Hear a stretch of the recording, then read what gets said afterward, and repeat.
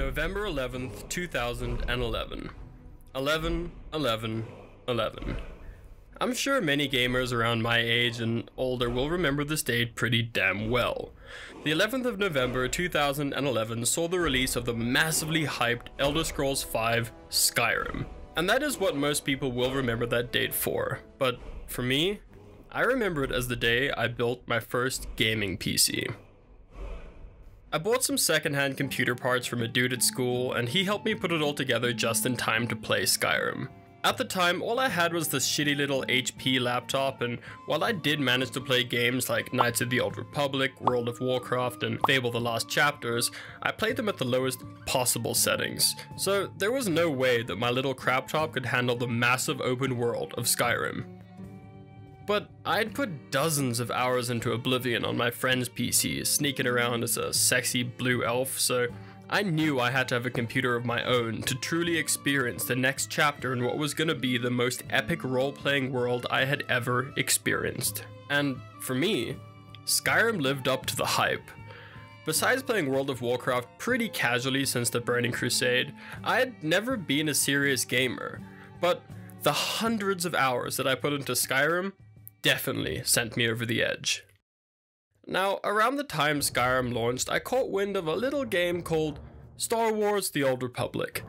And if there's anything I love more than MMOs, it's Star Wars. I'd fallen off WoW pretty hard during Cataclysm, and I'm just gonna come out and say it. Worgens are fucking stupid. There, feel free to yiffle over the comment sections if you like, you fucking weirdos. So, I was hyped as hell for what I knew was gonna be the WoW killer. The Old Republic wasn't available in my country at the time of launch, but I made a plan to play the game because something had to take the place of that WoW-shaped hole in my life, and, well, it was fucking Star Wars. However, it was also shit.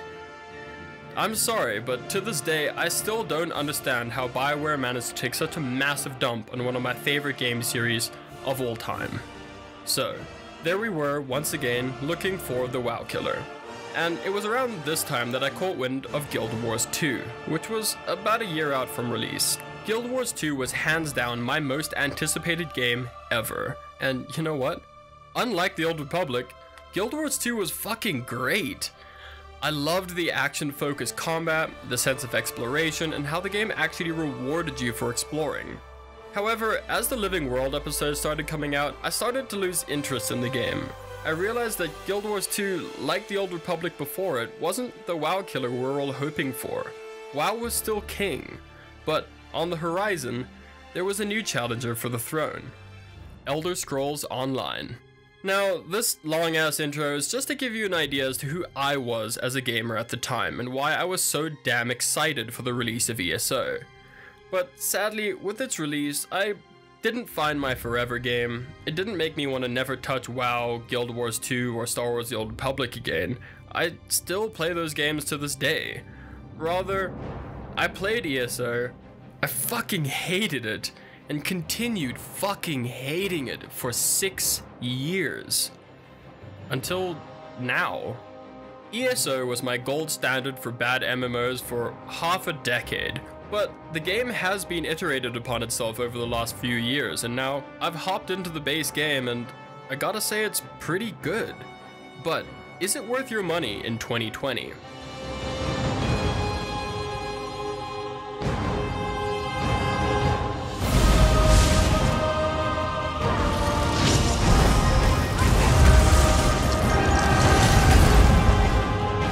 Now, before I get started, I want to say this is a review of the base game of Elder Scrolls Online. I won't be covering any of the expansions or the DLCs, I don't have the collector's edition, and I don't have an ESO Plus membership. The purpose of this video is to answer whether or not the $17 base game is worth investing your time and money into. If you like this video and you like what the base game has to offer, then I'd recommend buying the rest of the content. With that in mind, this review will not cover the entire storyline or endgame content, rather the broader mechanics of the game and what it feels like for a first-time player. I also won't be touching on the PvP because, honestly, I don't really like MMO PvP. I suck at games and I don't need other people to remind me of that. If PvP is your focus, however, there are a lot of great videos on ESO's PvP that you should definitely go check out. After this video, of course. So before I go any further, I feel like I quickly need to explain what ESO is to the kids at the back of the class who haven't been paying attention. ESO is an MMORPG, or a massively multiplayer role-playing game, with a focus on action combat rather than the more traditional tab targeting we see in games like Star Wars: The Old Republic, World of Warcraft, and Final Fantasy XIV. Elder Scrolls Online has a stronger focus on movement with things like a dodge roll and movement buffs, as well as relying on a line of sight form of targeting rather than tab targeting. There is an option to use tab targeting, I just honestly haven't seen a reason why I'd want to use it. In a lot of these ways, ESO takes more from Guild Wars 2 than it does from its more traditional contemporaries like World of Warcraft. Your ability bar is significantly smaller, leading to smaller and less complex rotations. You do, however, have the option to swap out your weapons as well as your ability bar to a secondary ability bar during combat, in the same vein as Guild Wars 2. So, you can have two situational builds. For example, I like to have an AoE build and a single target build, and then swap between the two when combat calls for it. But you could get even more specific with your builds by having, I don't know, a healing build and a DPS build, or even a tank build.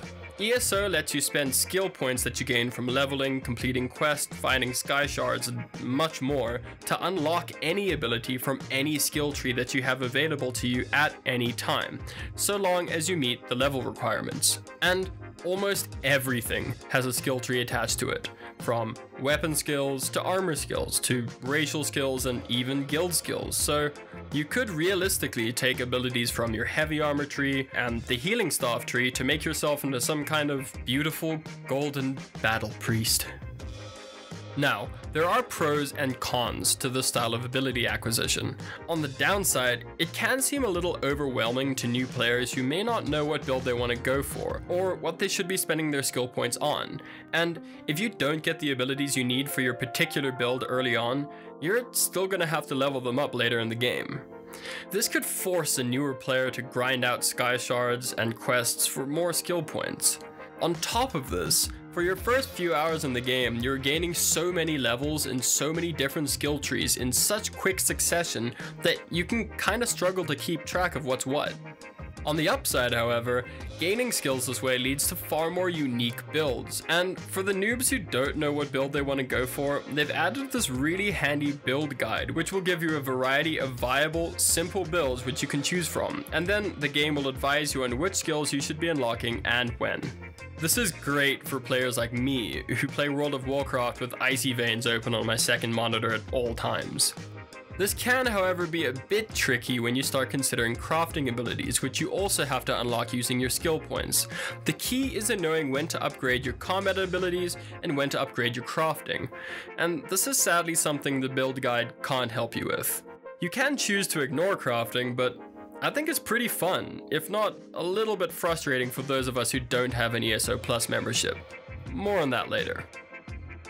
So, I spoke about leveling your abilities, and this is another thing I think ESO has done really well. When your abilities reach a certain level, you can morph those abilities, giving them additional properties. For example, the Wall of Elements ability is an AoE which changes depending on what kind of destruction staff you have equipped. So if you have a fire staff, it'll set the ground on fire, causing damage to your enemies.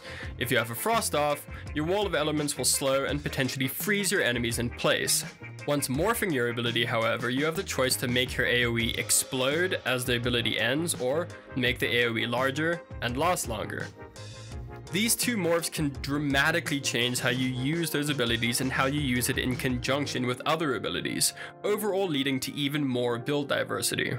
And when you get all of your abilities to start working together, the game just works. All of this just works. It's not, I'm not kidding. I did find myself getting a little tired of combat after a while, but being able to swap your abilities out at any time really does keep the game feeling fresh. Now, in regard to its narrative, I've got to admit, this is one of the stronger MMOs. While the story never reached the heights of Final Fantasy XIV during my roughly 30 hours of play, it certainly didn't reach the lows of Final Fantasy XIV. I think we can almost all agree that FF14 has one of, if not the strongest MMO stories out there, but for the first 30 hours of the game, it really does drag its feet. This, coupled with the sparse voice acting, can lead you to burning out before you even reach the good stuff. ESO, however, hooks you right off the bat. Like any good Bethesda title, you start off in jail. And quickly after that, you meet Commander Shepard, Dumbledore, and a sixth of Monty Python.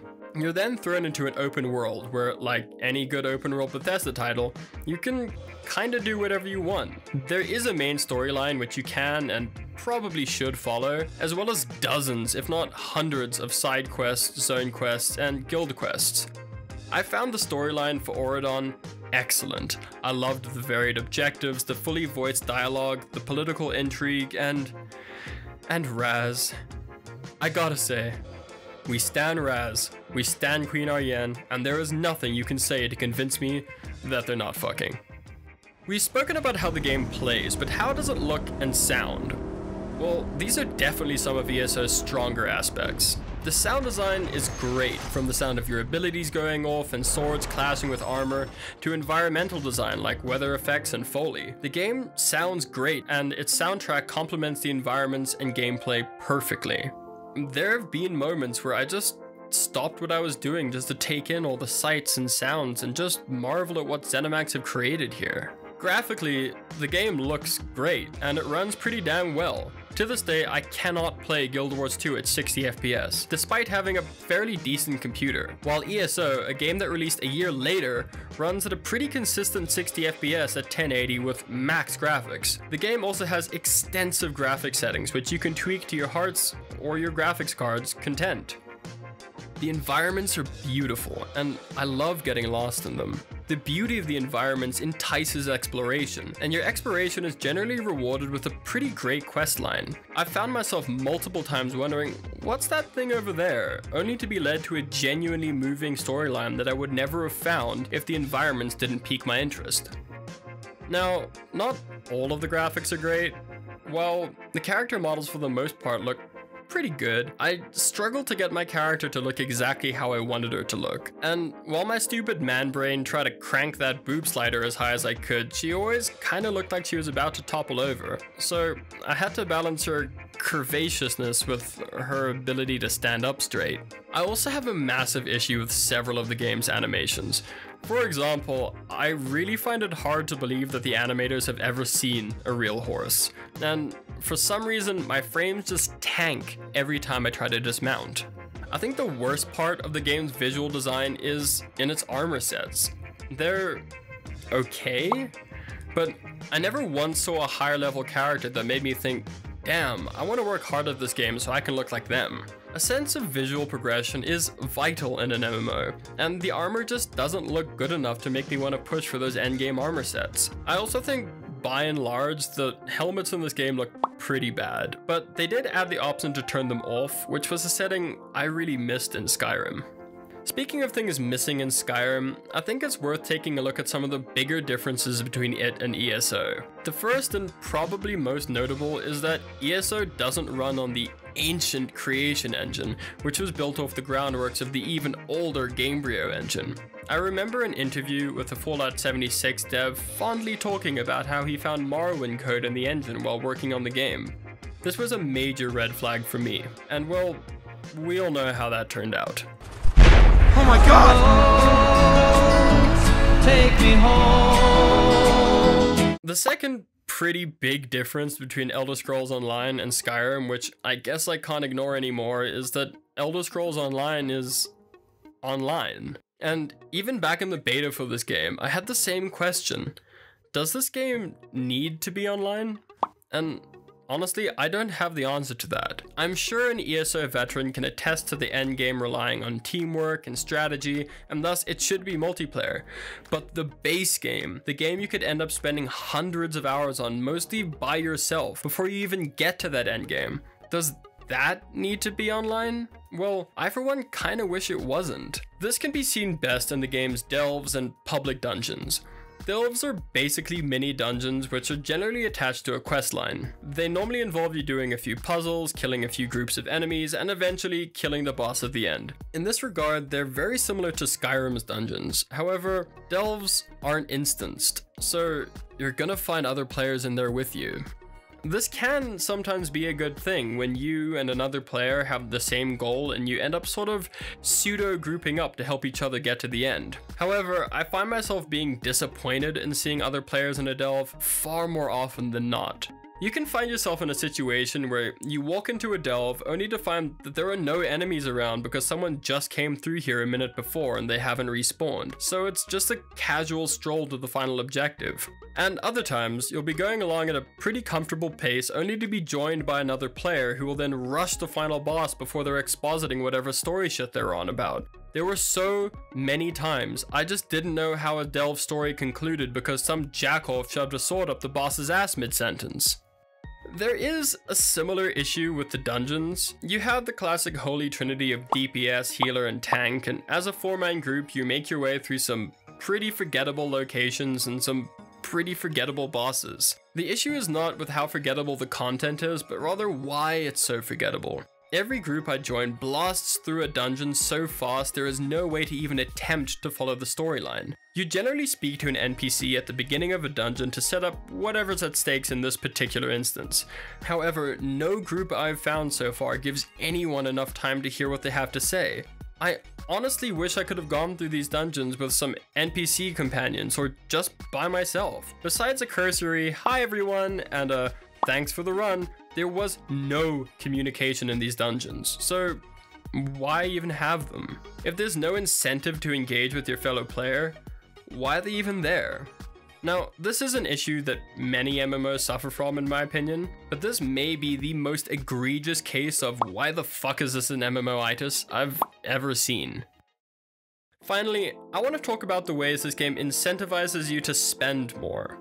As I said in my introduction, you can buy only the $17 base game and get dozens of hours of content out of it, but there will be frustrating paywalls in the way. The first hurdle you're going to get to with only owning the base game is going to come in character creation, with some of the classes just being locked behind purchasing specific expansions. The Warden is going to require the Morrowind expansion, while the Necromancer you're going to need elsewhere. On top of this, without the Collector's Edition or the Explorer's Pack, the races are locked to one of 3 factions, with the 10th race, the Imperials, which can be any faction, locked behind the Collector's Edition. Once you've made your character and you're in the game, you'll come across what I think is the most annoying incentive to spend more: the lack of a crafting bag. I briefly mentioned this earlier, but basically if you have an ESO Plus membership, you get access to an extra inventory that is only used for your crafting supplies. And seeing as how the majority of your inventory space is used up by these supplies, you'll find yourself quickly either running out of space or just throwing things away. Having an ESO Plus membership will also give you access to most of the DLC and the expansion content, which is actually quite a lot of content. The biggest issue with this implementation, however, is that there are quest lines that set up each expansion or episode, and as a new player, there's no real way of knowing without googling it that these quests are tie-ins for paid content. So once you reach the end of one of these quests, you're basically asked to pay, and if you don't, you're left with story blue balls.